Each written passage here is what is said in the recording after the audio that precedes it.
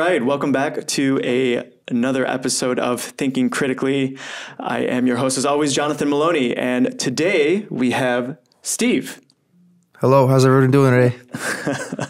Welcome. Thank you so much for agreeing to do this. Thank you for having me. Yeah, absolutely. You a little nervous? I know this is your first podcast you've ever done. You know, the little bit of acting that I've done has kind of helped me to be a little more calm. Yeah. But just trying to say everything appropriately today. Just everything as much as I can.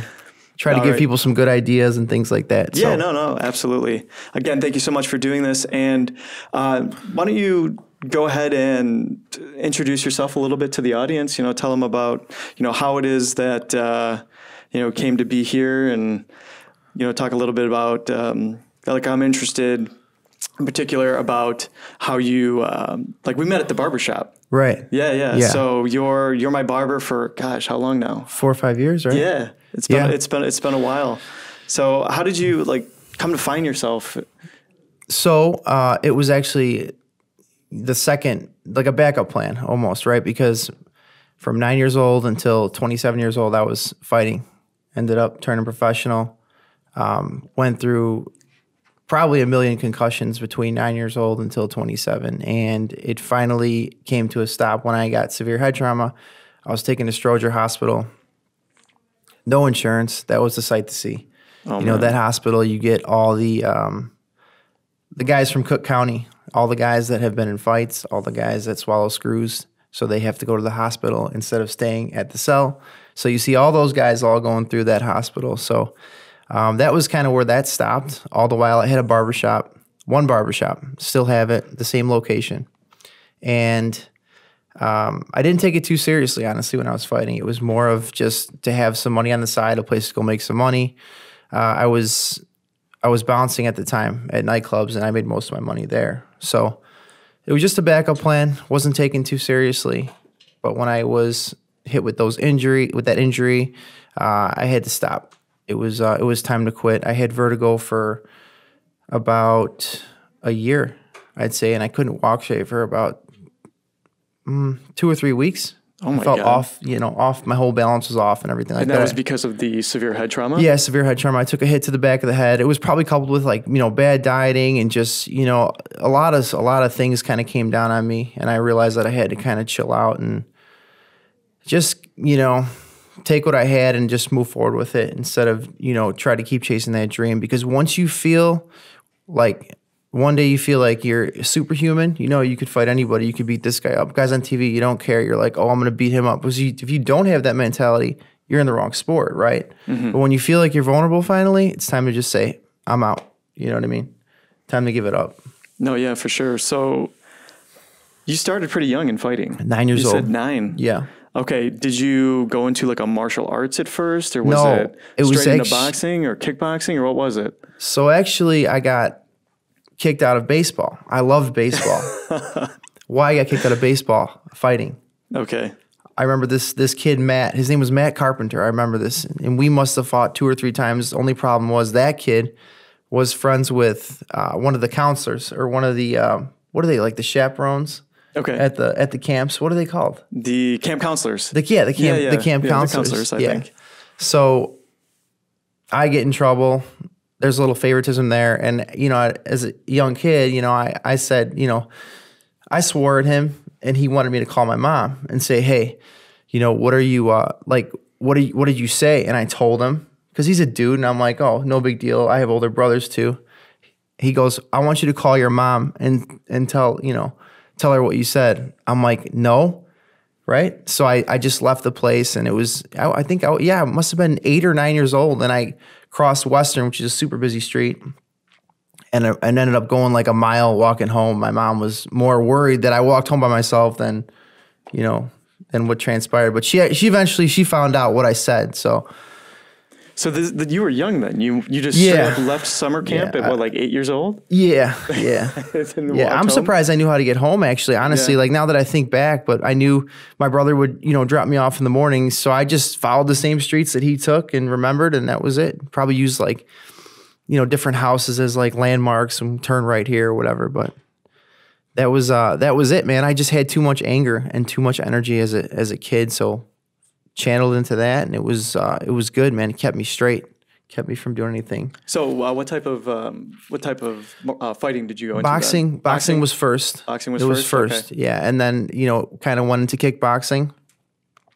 Then went into Muay Thai, kickboxing with elbows and knees, and after that, went into MMA. I was always like kind of seeking more. My adrenaline threshold was getting fulfilled, and then it wasn't enough, and then do it again, and do it again, and again, and you escalate. You know what I mean? You end up wanting more and more. So it's spilled over definitely in business, though, because if you don't feel challenged, if I don't feel challenged in my business, like I can't be complacent. I get bored, extremely bored, and feel like I'm not doing enough.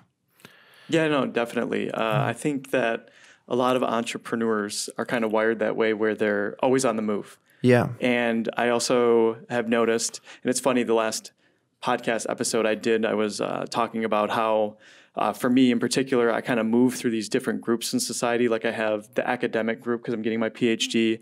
Then I'm involved with a server group because one of the things I do, as you know, is I serve part-time to make some extra cash. Right. And then I'm also working on intelligent speculation. So I'm involved with a lot of entrepreneurs, and just observing the different way that these people are wired is very interesting. And I've noticed with entrepreneurs, they are very competitive. Yeah. Yeah. And you have to be, because the environment, I mean, you're trying to make a living, and you have to go out there and you have to offer a product, and you have to convince other people to want your product and things of that nature. Yeah. But they're usually very high energy and very competitive. I'm calming down a little bit now, though. Yeah? Yeah, I am. I'll be honest with you. I think it's, part of it is getting older, but yeah, you're 100% correct. Now, in that being said, people are often like they're short fueled. Like they think that they want to, do it like long term or whatever, but they really don't. And and the key indicator on that, I would say, is if people are emotionally driven, it's good, right? But you cannot be just one of those guys that like you see these guys like, hashtag self-made, hashtag I'm the best, hashtag, like you can't be like narcissistic. I don't know that you need to draw that line to where, okay, you can be competitive, but you can't be disrespectful, because as soon as like, for example, like I'll give you an example of an interview. When someone comes in and gives me an interview and they're sounding okay, and when they go back and they bash the previous place and they keep going, I'm not hiring them. Yeah. Because that's just someone with a chip on their shoulder. So like, kind of have to, if you want to make the best barbershop or whatever business it may be, you need to really take all the advantages of the other places, all the nice, amenities that the other places offer, and build them. Don't try to knock someone else's stuff, right? You have to make sure that you take everything that's good about them, duplicate it. That's what I try to do. You know what I mean? No, yeah, definitely. Yeah. So, look out to the marketplace and see what everyone else is doing, and say, hey, I really like this, and maybe assimilate it. And what you don't like, obviously you don't need to. And at the end of the day, when everyone's just trying to make a living, right? Yeah, so that's what we're all trying to do. Everyone's just trying to make a living and having some degree of integrity. I think that's a good word we're trying to talk about right now. Having some degree of integrity in the process is really, really important. Yeah, so. Exactly. But I'm saying don't start a business for people if you're just bitter and you want to prove people wrong, because your business won't last. You know what I mean? I want to say that, you have to go into it for the right reasons. You know what I mean? Because your reasons will keep you there. Yeah, absolutely. And in your opinion, what do you think what are your reasons? I have so many reasons. Yeah, let's hear them. I'm interested. So the beginning would be my dad getting fired. My dad, he does, everything from, he can go overhaul a diesel engine, and he can also go reprogram a computer. Just imagine, he could full spectrum. I thought he knew everything in the world. He ended up getting fired from one of his jobs, and I was like, oh my God, I was shook up. I was like maybe 15, 16 years old. No, 14, let's see. 14 years old, I was. And I was like, how could this be? This guy knows everything about, everything. Why did he get fired? Wasn't until later you find out about the politics, the massaging that goes into in the corporate world. You know what I mean? Just pushing stuff and smiling in someone's face. And then like, kind of like we talked about, or we just talked about this before the podcast. Like you want real people. You don't want fluff. And I think there's a lot of that in the corporate world. I would think it was demonstrated to me when my dad had got fired. Yeah. So what I said is, I'm going to go work for someone. I tried that out for a little bit, worked for a company, a bigger company, and it just wasn't for me. My income was capped. I felt like I had more energy to do more. And I felt like at any time, if they wanted to fire me, I'd be gone. So no one's going to have me by the balls. You know what? That's sorry.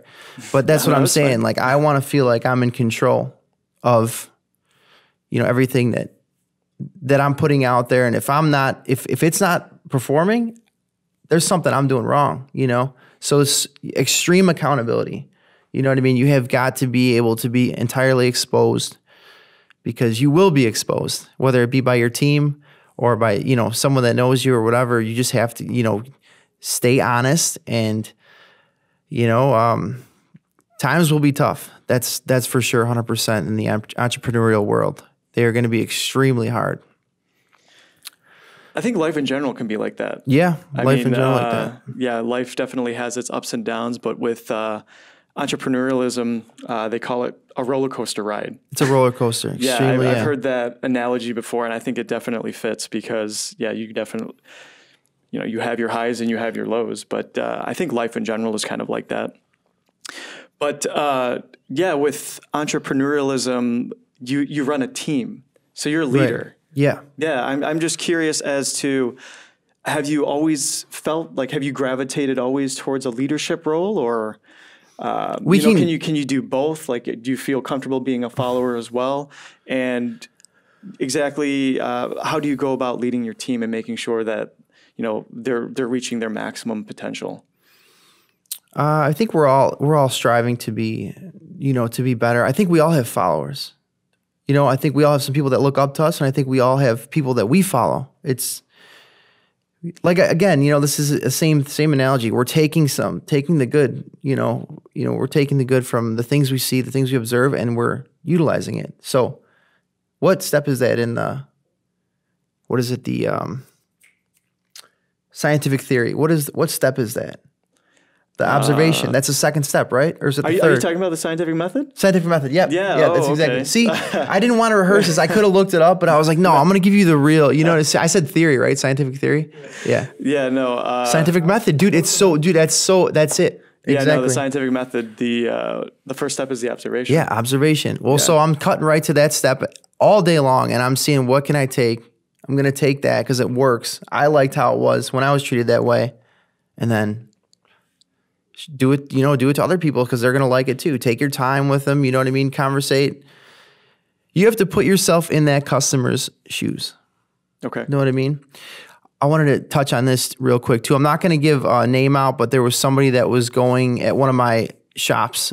This is another reason that I'm, kind of happy that I'm an entrepreneur and I have, control to put people in the position to win. Someone that works for me was able to earn a lot more money with me than I think she would have in the same industry. Okay. She kind of had some bad luck.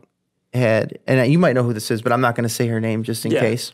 We won't name drop. Yeah, we won't name drop. Yeah. She actually was diagnosed with breast cancer, and she had to take care of 3 girls all by herself.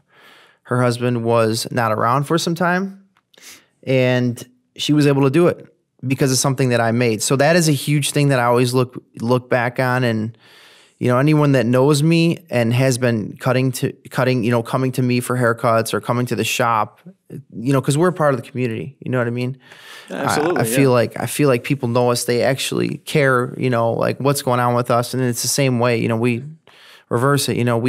It's reciprocated. We really care about the customers. There's another element is kids growing up, right? So I got 8th grade kid, and all of a sudden now he's going into college. It's freaking awesome to see. And it's just you see people grow up, and then you also have some bad things too. So you have hey, remember that old guy that used to tell those corny jokes? where is he? Like, where's he been? And chances are he's probably, you know, in heaven, or he's, you know, he's not around anymore for whatever reason. You know what I mean? Maybe he's in a home somewhere, whatever. So it's good with the bad. You see there's a lot of uplifting stuff, and then you see a lot of, you know, stuff that you kind of just have to accept, like death and things like that happen that are part of life.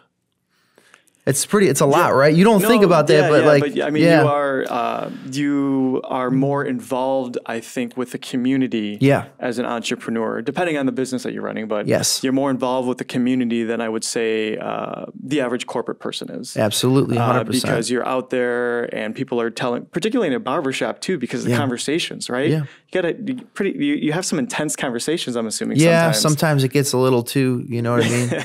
It gets it's a little uncomfortable sometimes, but you learn what to do with it. Yeah, but you have people coming in there, regulars, and they're telling you about their lives. You get to know their families. Yep. You know, how their kids are doing, what colleges they're going to. Yeah. And you're kind of, this is great what you do, right? Because you're a huge microscope, and you're able to just drop in on all these different people, and people are observing this, and they're seeing like, oh, I relate to that guy. I like that guy. Or, you know, we're actually, you know, you're doing a business, I'm doing a business. We are the American dream. We're creating opportunity. You know, they're going to learn something from you. You know what I mean? They're going to come, you know, work for me behind the chair, whatever it may be. We're creating something from nothing. Like there's no smoke and lights, you know what I mean? This is it, and it's from the ground up. You know what I mean? Yeah, this is so small business is the nucleation point or the starting point for capitalism. This is kind of this is all where builds from there. You know, the essence of capitalism originally coming from like barter, just trading goods, and then obviously money was developed, but going out and offering a goods or services in the marketplace, and then having people trade resources for whatever it is that you have to offer. Yep. And then there's a whole thing that there's this whole process that needs to be done, which is, I mean, as you know, it takes a lot of work. I mean, first of all, you have to figure out what your product is going to be. Yep. Generally, it's done that way. And then you have to come up with a name. You have to brand yourself. You have to develop a logo. Then if you're a brick and mortar, am I going to be a brick and mortar? Am I going to operate remotely? Or what type of business model fits the product? Right. And then you have to go from there. So it's hard. I mean, which is why it's not for everybody. But it's definitely, as you said, the American dream is kind of owning your own business and going from there. But yeah, it's definitely, I think it's a lot of fun. I don't know about you. It's fun. It's tiring sometimes, but it's taxing for sure. Well, you know, but it's fun. I wouldn't do anything else at this point. I don't think, you know. I don't have no interest in taking on any other career. I mean, there's little hobbies and things like that I have, but nothing I would want to actually make a career or business out of besides what I'm doing. Yeah. So, fighting didn't work out. You got injured. So that's how you kind of ended up doing the whole barbershop thing. But how did you initially, I don't know if we covered it, how did you get into barbering? So I always liked barbershops. I'll go back to, you know, going as a kid and like, you know, the talcum powder, the powder they spray on you with the brush, you know, I think like that scent, you know, just, it's a lax environment where you can, again, be real. You can meet a lot of people, and like it's just unfiltered for the most part, unless you have to kind of hold your tongue because certain people are in, you know, the shop, like mom. You don't want to say like anything vulgar in front of the mom, but I mean it's basically unfiltered, and people are going there, you know, more than a haircut. They're going there to kind of vent, relax, hang out. You know what I mean? It's therapeutic, I think, for a lot of people. I didn't see all this though. I mean, literally I was like, oh, cool. You know, this guy's using these clippers and he's making this haircut, and I like the way it made me feel. So let me see if I can do that to someone else and make them feel like $1 million. You know, when you get your haircut, you're just like, and you could tell you got some of the hard ass guys out there. I know you guys are watching.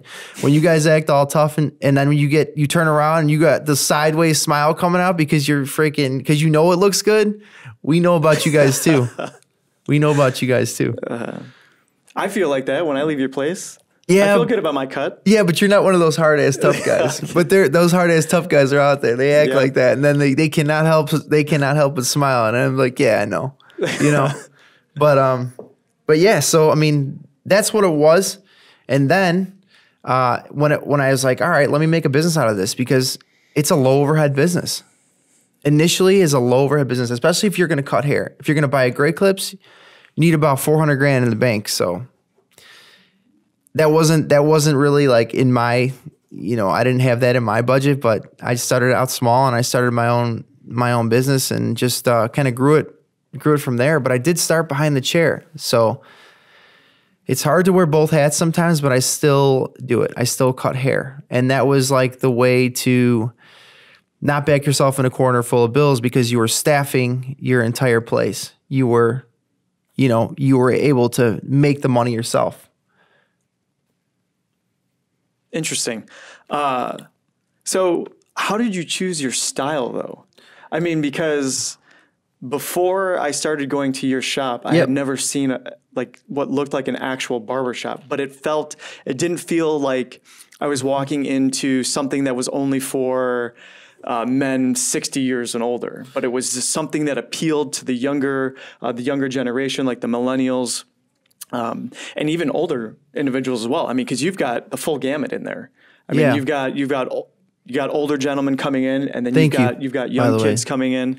It really appeals to everyone. It feels very warm when you walk in. It has a great atmosphere to it. I think the branding is great and everything. But how did you pick your style? Like that, this was the type of barbering. Is that the correct term, or Barbary? I'm not sure. Yeah. Man. How did you choose that?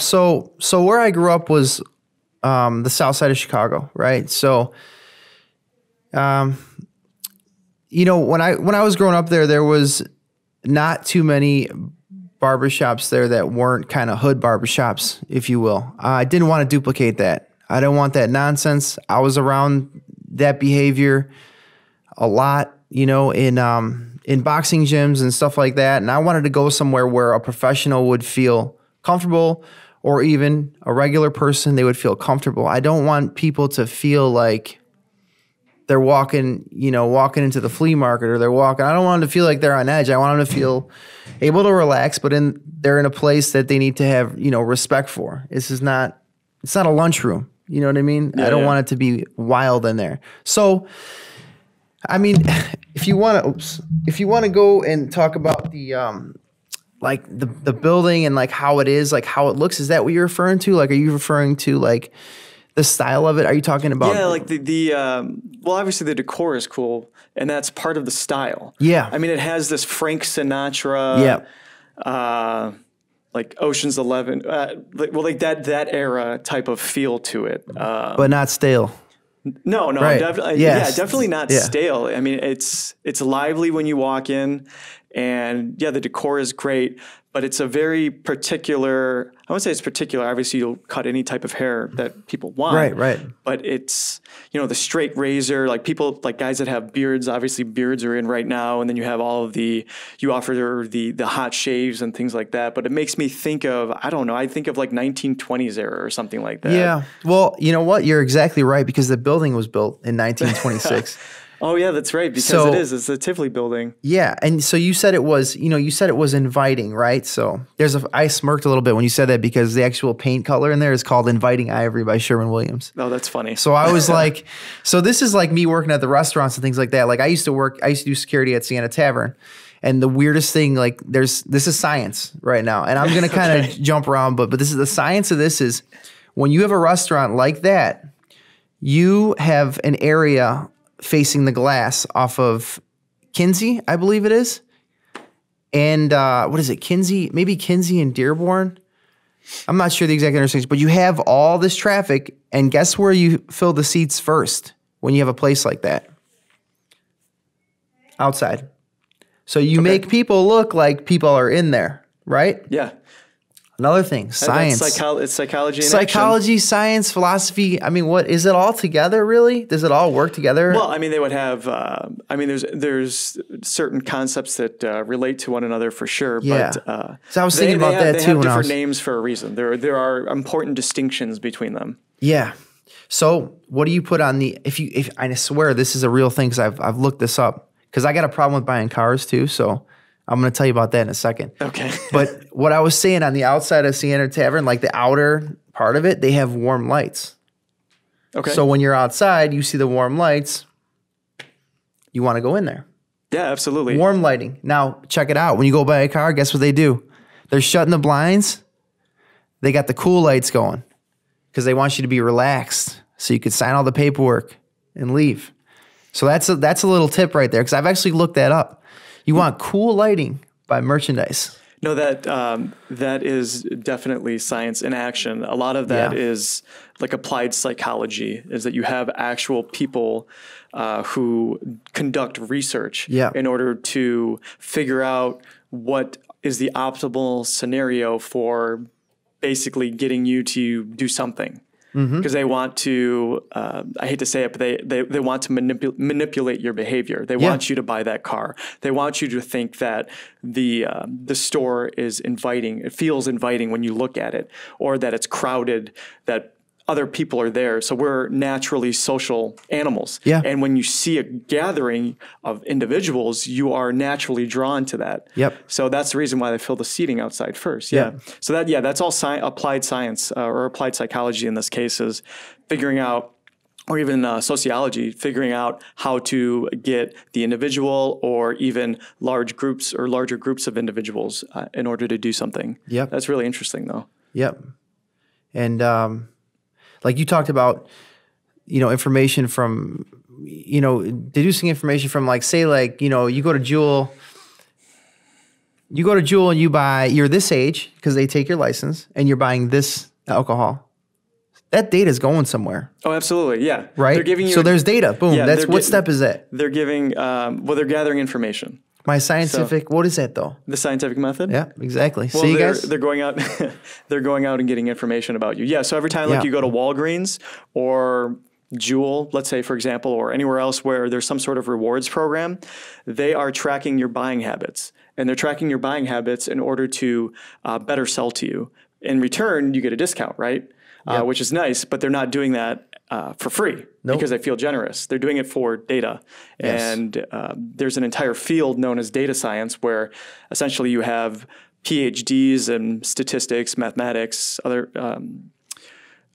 let's say computer science or physics even. And what they do is they go in and they figure out how to extract as much information as possible from the data that they gather. Right. So there's an entire field, and I have a number of PhDs that I went to school with who actually ended up in the field because it's fairly lucrative and there's a high demand for it. But yeah, all that data goes somewhere. Yes. So that's pretty crazy though. So what is that? That would be like behavioral science then, right? How people are buying? Would that be behavioral science? Yeah, that would probably fall under behavioral economics or consumer psychology, something of that nature. Yeah, that's definitely a science as well. They even hire... So you have corporations even hiring PhDs in anthropology who focus on basically watching. What they do is they watch human behavior when they walk into a store or some sort of other scenario in order to try to figure out what exactly is going through your mind, and to like how do you optimize a store layout and things like that. Like for example, as soon as you walk into a store, the store won't put anything that they really want to move. Like nothing valuable is there, like in the first 10 feet or something like that. Because what they have found out, and this comes from anthropologists studying this, is that people need a landing strip. So when they get out of the store, they're usually getting out of the environment. They have to compose themselves, and they have to switch from whatever mode that they were in previously, like to get to the store, to shopping mode or to buying mode. And that there's a certain amount of time from a time span along with a distance too in the store for them to do this. So that's why if you walk into a store, you won't see anything super valuable as soon as you walk in. But like after the first 10 feet, that's when the store starts putting things that they want to sell to you, because they know that you've now entered into buying mode or shopping mode. Right. That's pretty crazy. Yeah, but that's science again in action. So anyway, it's really interesting. Yeah, science is everywhere, and people don't. It's funny. We were just talking about. I did a post about this actually yesterday on my Facebook page, and like people don't really have a good understanding, in my opinion, of how much science impacts their lives. They kind of take it for granted. Like for example, science. The post was about somebody on Twitter posting that. Science wants you dead by the age of 30 or 50 or something like that, and they want like 5 of your 7 children also dead. Anything beyond that, you can thank because of science. So somebody put in the hard effort to figure out how to extend the human lifespan, how to create vaccines so that way we don't, you are not losing children early on, or all of the different types of medical and health advances that we've had over the past century or so is thanks to the scientific method.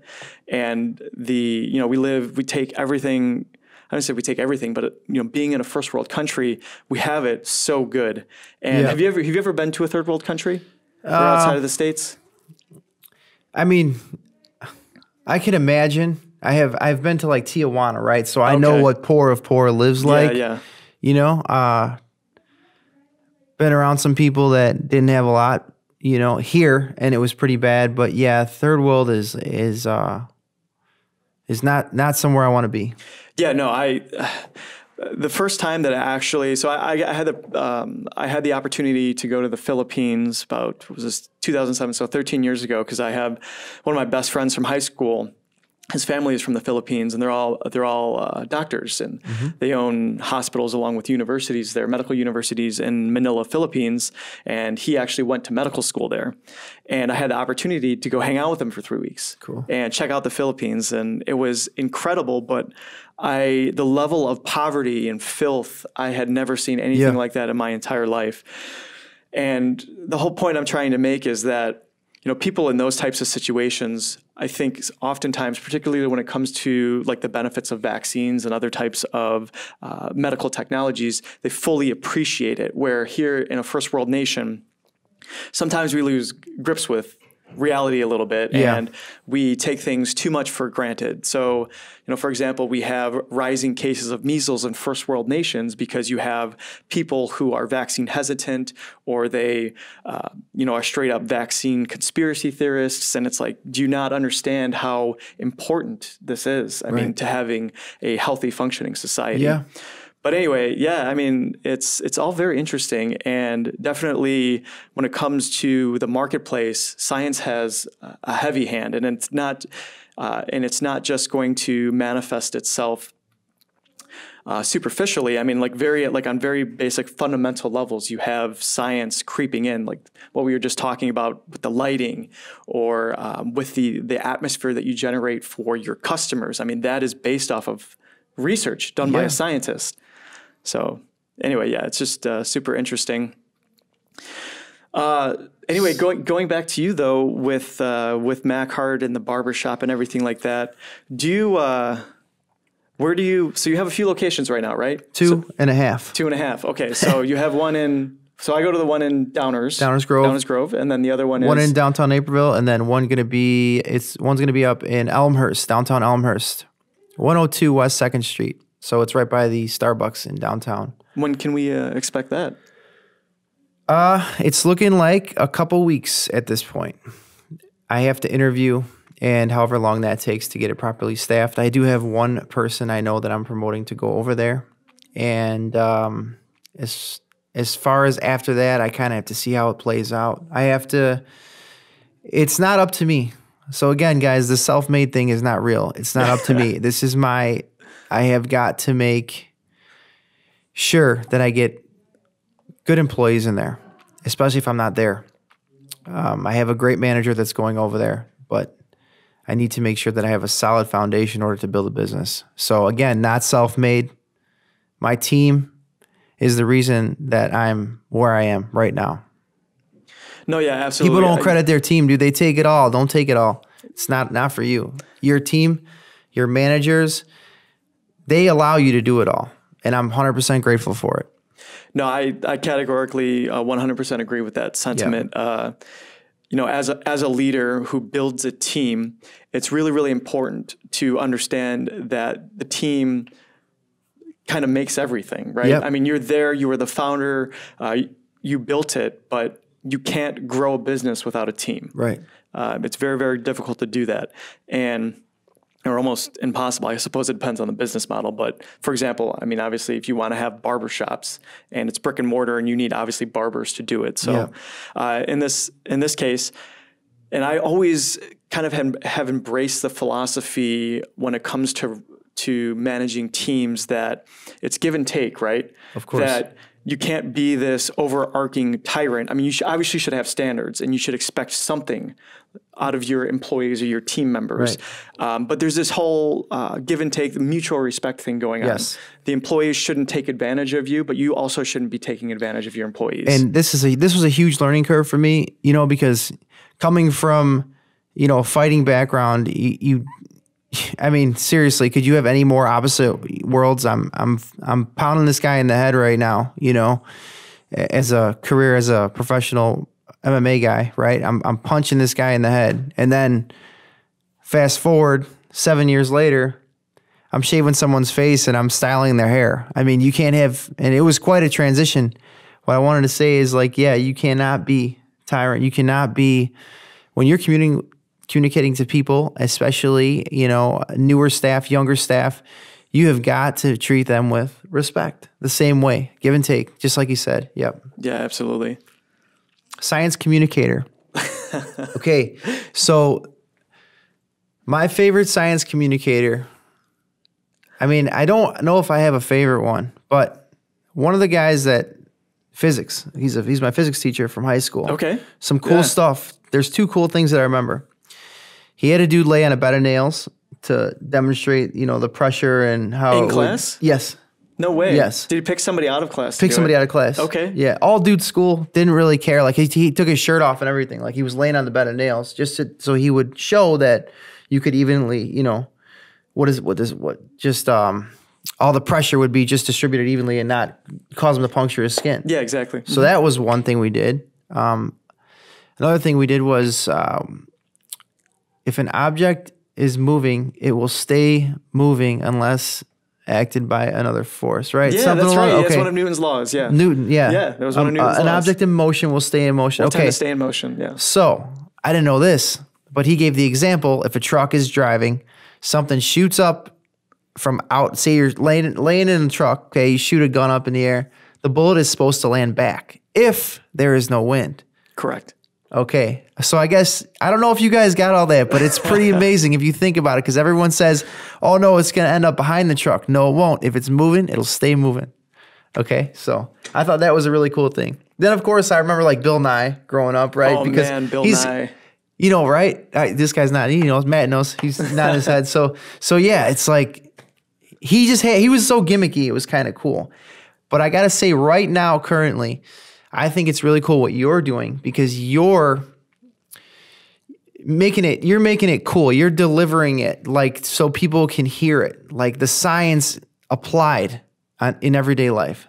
So that's I think it's pretty awesome what you're doing. So you're at the top. Yeah. You know what I mean? He's communicating science. You're too generous. He's communicating science to all you guys. Like it's about entrepreneur. It's about me, barbershops, this, whatever.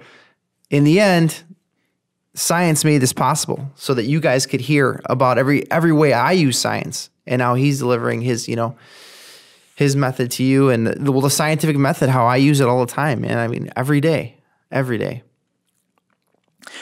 Yeah, I think that people go through something, a crude model of what would be considered a scientific method. But you make an observation, then you go out and you attempt to gather information about it, and then you test it and see what the end result is. I mean, entrepreneurs experiment all the time with business models, right? That is, experimenting with business models is a form of the scientific method, in my opinion. Yeah. Where you're making an observation, okay, I'm either not making enough money or I'm making I don't know if any entrepreneur would ever say I'm making too much money. Let's just say I have a problem, right? Okay, let's just boil it down to I have a problem and I need to figure out a solution. So then you identify that there's a problem, so you make your observation.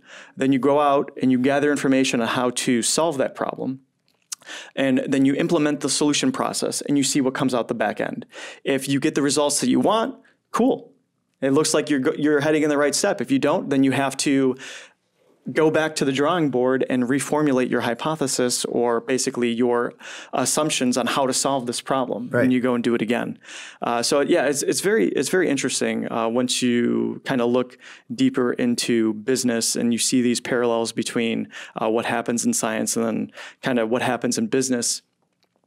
But I was just, I'm just curious about. I mean, is that how you go about when you notice a problem? It is sometimes. What's the thought process? What type of thinking do you engage in when you notice a problem in your business, or you have an idea? Like, kind of walk me through what you do, in your own words. So the first thing is find out what actually happened, because there are three sides to every story, right? So I mean, give me a specific example of a problem, and then I can tell you, more of a direct answer. Expansion, right? Okay. 'Cause you're ambitious. You want to. Oh, this is perfect, because I wanted to tell you how broke I was like 2 weeks ago. Okay, it was let's awesome. go through it. Because this is what you guys don't know.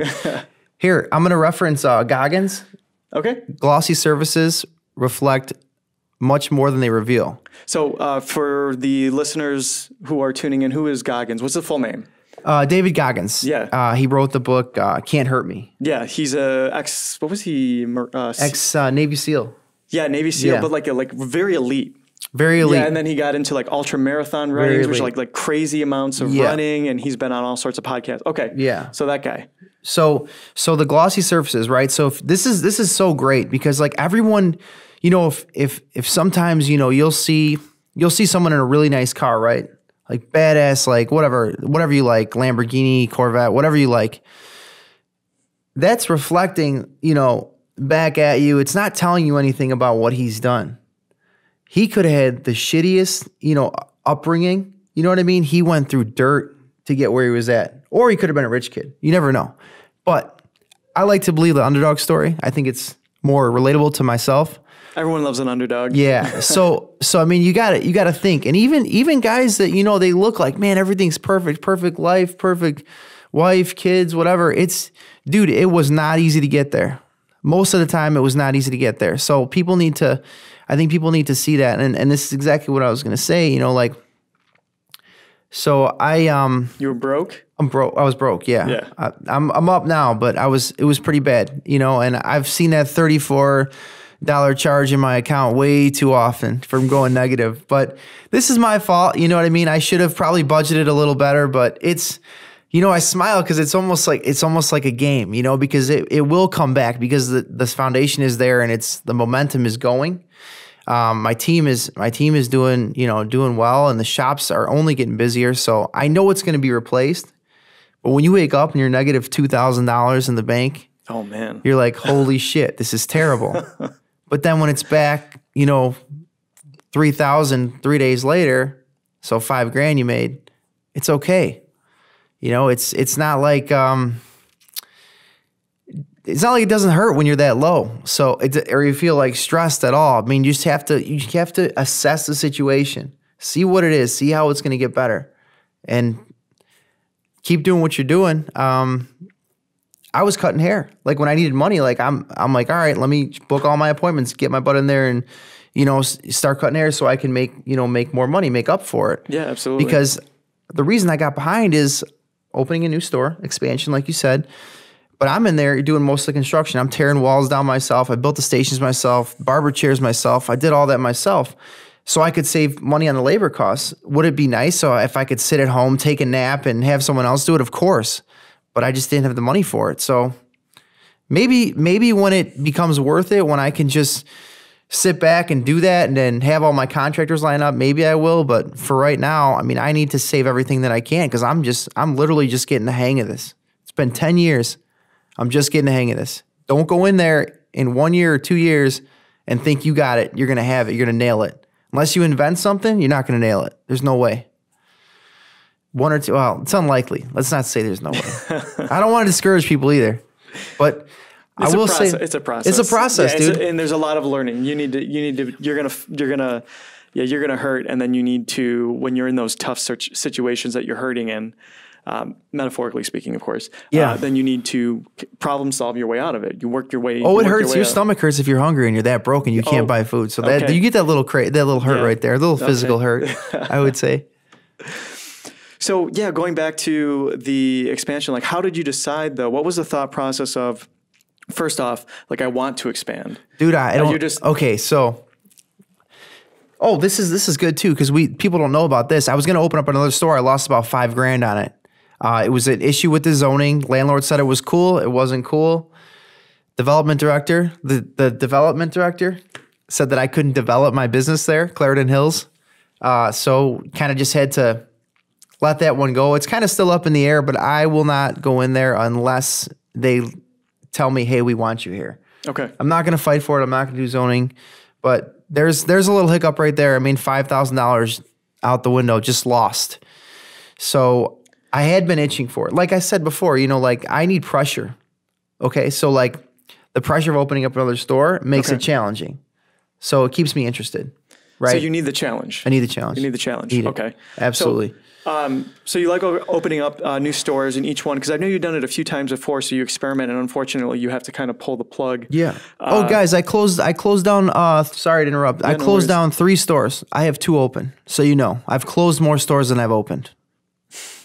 So you guys know that too. Yeah. So how did you, Clarendon Hills had to hurt, obviously, because you lost $5,000 and then you ran into all of these issues. How did you figure out, when did you make the decision that, okay, I'm just going to have to cut my losses and walk away? And then I'm going to go to the next location, which is now going to be Elmhurst. So, was there a lag time, like a long lag time, like months in between, or was it kind of like quick decision? I know this obviously isn't the first time you've had to close down the shop, but kind of what's the thought process you walked through? Honestly, I was like, fuck, man, this sucks. Like this is what the hell, And then I don't know, you go work out, and then you just kind of get ready to relieve some stress and keep going, because they always say, like, how would you have known how far you could have got if you gave up? So there's a ton of quotes that say that, right? So they always resonate with me, and I just think it's what I'm supposed to do. So let me keep going with it. Why stop? Just because you lost $5,000, it's a lot of money, but it's not that much money. Really, it's not that much money. You could do a lot with it, if you know how to do a lot with it, but what the store will make versus that is not. So there we go. I'm comparing it, right? Okay. So I'm comparing my options. I'm weighing my options out. So I lost this money. I wasn't thinking about doing anything. But you have a backup plan. So, or you have something to fall back on. It's not like it's my hair cutting, honestly, because I know I'll always be able to make money with my hands. Like I know that, right? So there's my safety net. If there's a safety net. You have a safety net, and then you're taking risks, but they're calculated risks. They're calculated. They could have been a little more calculated. Now, lesson learned. Mm-hmm. Don't get mad at the landlord. It's not their fault. Okay. Maybe it was their fault. They'll have to deal with that. Karma. It's going to come back to them. You know what I mean? I just keep doing, with integrity what I think is the right thing, and it seems to be, persistently, helping me to grow my business. So actually, I was cutting hair, my safety net. Okay. One day, the guy that owns, his name's Willis Johnson. He's 92 years old. He owns all the classic cinemas. He owns about 100 screens. He's my landlord at the Downers Grove store. Comes in. And he says, hey, I heard about Clarendon. I said, oh, yeah? He said, yeah. I have a spot in Elmhurst, right? I said, okay. Where's it at? He says, right by Starbucks. Sign me up. I said, right there. Let's do a 3-year lease. And then, I wanted to negotiate a little bit more. I knew I wanted to do 7. So I said, what can we do if I go 7 years? Hoping for some renovation money, free months rent, absolutely. And he said, okay. So about 3 days after that, we were all signed and ready to go. That's awesome, man. Yeah, but hold on though. I had to take money from my credit card, put it in my Square account so I could get the money for the first month's rent and the security deposit. I didn't have this money just chilling, so you guys know, okay? This was credit card money into the Square, out to the landlord so I could get the space. People got to hear that, man. They got to hear that. Yeah, sometimes you got to do a little maneuvering in order to make sure that the finances are there when the opportunity presents itself. Yeah. You just got to make it work, right? So that's great. So you're thinking it's going to be open when then? Going to be open in about 2 or 3 weeks, depending on how fast I can get it staffed. 2 or 3 weeks. I need at least 3 to staff. So we're hiring in Elmhurst. Email me at contact@mackhard.com if anyone is looking for a lucrative job cutting hair. And if people wanted to find out more about maybe getting their hair cut there, you have a website, right? Yes, so, Mackhard.com. Mackhard.com. All right, cool. Well, I think that's about it. Unless you wanted to add anything. No, I want you to. You have anything for me, man? No, I think we're good. I think that I think we talked a lot about very interesting topics. Yeah. You're learning about your backstory and learning more about how you got into cutting hair and developed your businesses and even the failures too. That was great. And then talking about science. No, I think it's great. I think this is a good stopping point. Cool. We can cut it off here. I wish I had more science to kind of. No, you're fine. But it's all the time. You know. We talked about this before. Real quick, if I'm stuck on something, I let my Sigmund Freud work on it. That's what I called it. When you let your subconscious work on something, in the background, you don't keep going on it. There's other things you can do. There's always something you could do. Remember that too. There's always something you guys could do to be productive. Yeah, taking a break is definitely a good thing, and then letting the subconscious work on it. Yes. Anyway, thank you so much for tuning in again to another episode of Thinking Critically. Make sure to go ahead and subscribe, hit that like button. Follow us on our various social media. Until next time.